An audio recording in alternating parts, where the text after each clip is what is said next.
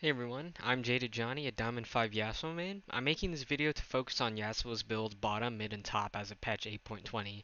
I know that everyone assumes that Phantom Dancer into Infinity Edge is the end-all be-all, but it really isn't. In the background, I'm going to have footage of gameplay using Yasuo bottom. If I die in the background, I'm sorry. I just need footage there to talk over. So let's begin with Yasuo bottom.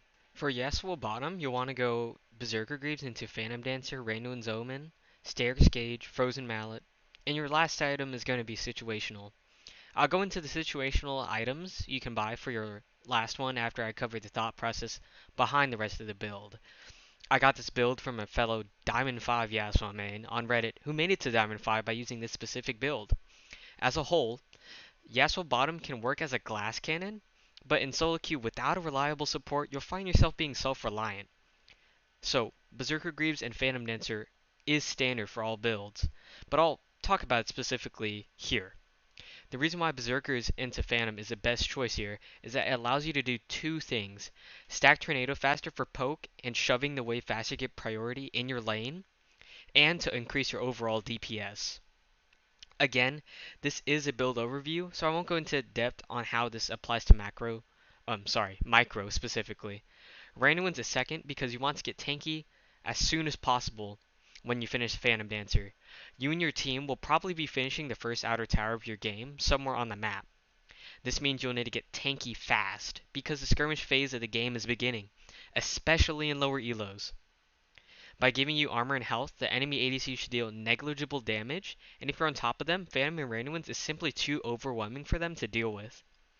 On top of locking down the ADC, Randuin's passive allows you to be your team's second initiator if you weren't the primary one already, due to its AoE slow.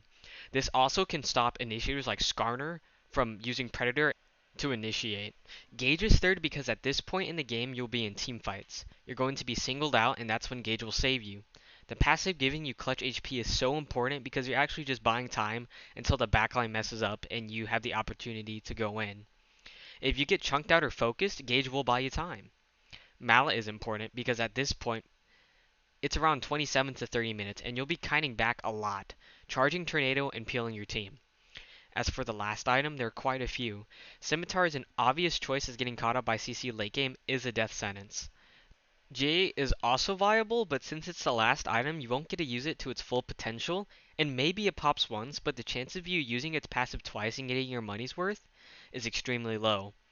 The last one I'll mention for a last item is Bloodthirster, but it's only if your team is a low damage composition, which is rare in solo queue due to everyone wanting to pop off and thus picking high damage risky champions.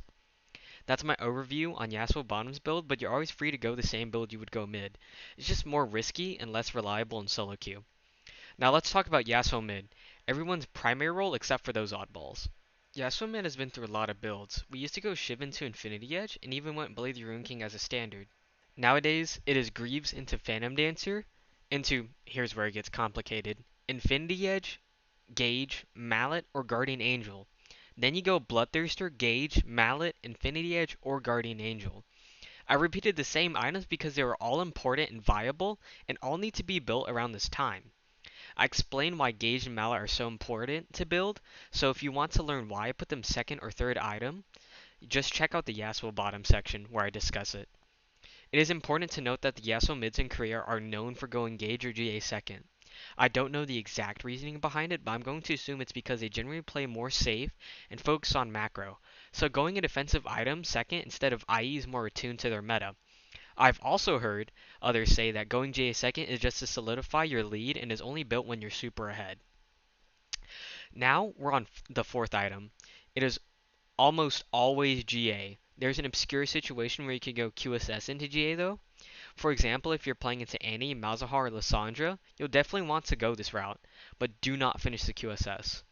Your last item can be either Ma, assuming you didn't build Gage, and opted for Mallet, Randuin's, or Bloodthirster, or you finish Scimitar, or just straight up build Scimitar. The reason why I mention Randuin's now is that it's super rare that you'll build it. You would build it third item after IE into auto-attacked focused enemy team compositions. I won't go too in-depth into Yasuo Mid specifically because he's been played to death, and Season 8 has already been well covered and studied by us, aka Yasuo mains. Again, I'll put the build in branches in the description for reference, but of course, there are even more derivatives beyond what I'm mentioning. Lastly, we'll go over Yasuo top, the most brutal position for Yasuo. Alright, so for top, we're not really going to pop off because so many of our matchups are bad.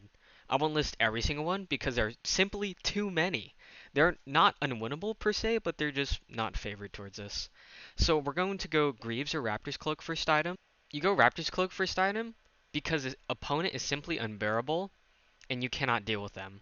So let's say you're facing a skilled Darius or Renekton, let's be real, he's going to shit on us. Getting Raptor's Cloak allows you to build Berserker Greaves while still possessing a means of defense, aka armor. So again, the first item is Greaves or Raptor's Cloak into Greaves. And we'll sell Raptors when it's the right time. Second item is going to be Bloodthirster. And I know this sounds weird, but I got this tip from the NA Masters Yasuo who plays Yasuo top exclusively. He says that with Bloodthirster he gets away with trades or kills that he wouldn't usually get away with had he built Infinity Edge. After using this myself, I can 100% agree with him. It is so nice to have this item and be able to stay in lane in tough matchups when you'd usually be forced to recall after one or two bad trades. The third item is Mallet.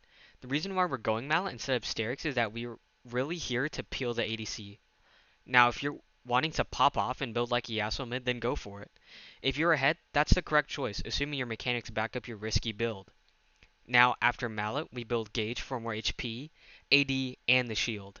The last item is going to be GA or Scimitar for the same reasons as Yasuo Mid. I usually go Scimitar as I find that more efficient, and because as a last item, GA will only pop once, and you'll likely not be able to use it again before the game ends, win or lose. And yes, this too will be in the description for reference.